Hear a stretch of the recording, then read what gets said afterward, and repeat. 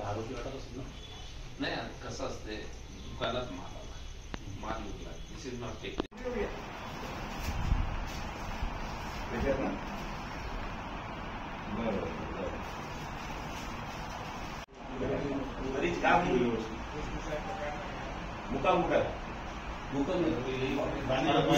मी कसं म्हणणार आहे त्याची चर्चा चालू होती म्हणून मी तुम्हाला सांगलं. मी सांगून चूक झाली का माझी?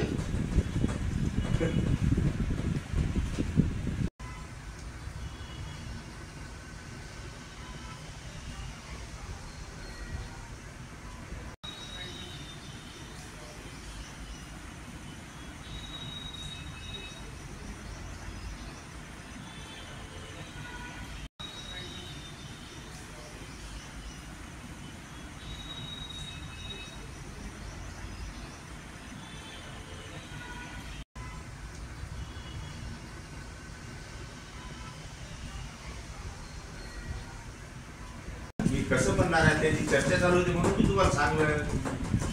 मी सांगून चूक झाली का माझी?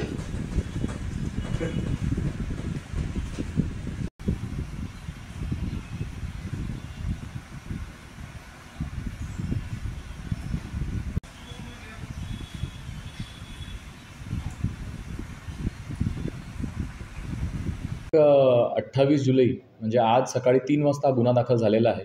याच्यामध्ये फॉर्च्यून कंपनी जी आहे, जी खाद्यतेल विकत असते, हे बनावट खाद्यतेल असण्याची तक्रार फॉर्च्यून कंपनीचे सिनियर इन्व्हेस्टिगेटर श्री अनूप संभाजी कोलप यांनी पोलिसांना दिली आणि अधिक तपास केले असता याच्यामध्ये साधारण 1,93,500 रुपयाचा मुद्देमाल हस्तगत करण्यात आलेला आहे आणि 4 लोकांना याच्यामध्ये आरोपीसुद्धा बनवण्यात आलेला आहे.